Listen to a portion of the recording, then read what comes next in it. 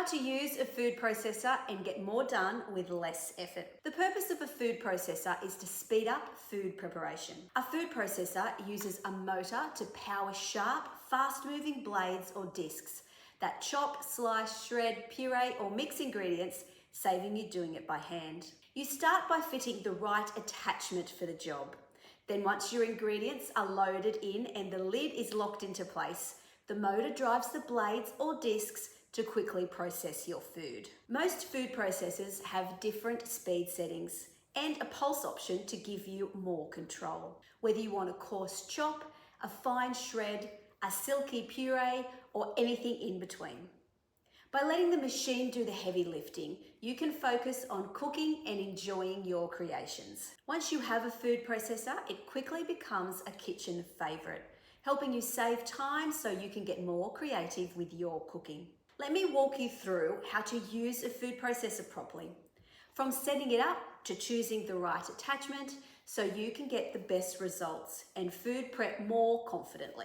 Setting up your food processor is simpler than it looks, and once you've done it once or twice, it becomes second nature. I have both the 13 and the 9-cup food processor, which come with different accessories, but to talk you through the most common.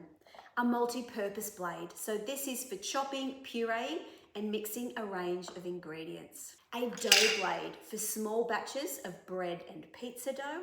A whipping disc, this is for whipping cream or egg whites. And both machines come with a range of slicing, shredding and grating discs for food preparation like grating cheese, carrots, slicing cucumbers, slicing potatoes, dicing onions and so much more. All food processors are different, so be sure to follow the user care guide for the first setup, so you know you have everything in the right place, as a food processor will not work if everything is not correctly installed.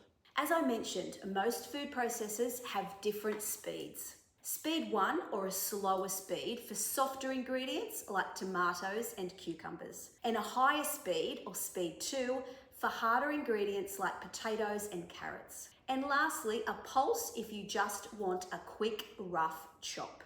Let me share with you a few tips on how to get the best results from your food processor. Don't overload your food processor. Only ever fill the food processor to the maximum fill line, which most food processors have. You will get a much better result, and it's much easier to do 2 to 3 batches than pile everything into the bowl in one go. And on the opposite end of the scale, you won't be able to do small amounts very well in a large food processor. A smaller 3.5 cup or 5-cup food chopper is ideal for smaller amounts. Cut your food into manageable pieces. Don't throw a whole potato into the bowl and expect the food processor will handle it. A great tip when mincing meat for meatballs or burger patties is to cut the meat into 2 to 3 centimetre chunks and then place it in the freezer for 15 to 30 minutes. The meat should be firm but not frozen. So this helps the blades cut cleanly without turning the meat into a paste. And cheese is another food that needs to be cold, not frozen, but used straight from the fridge. Grating it cold will make sure it doesn't clump up into a ball. So for more information on using a food processor or how to shop our food processor range, see the description below.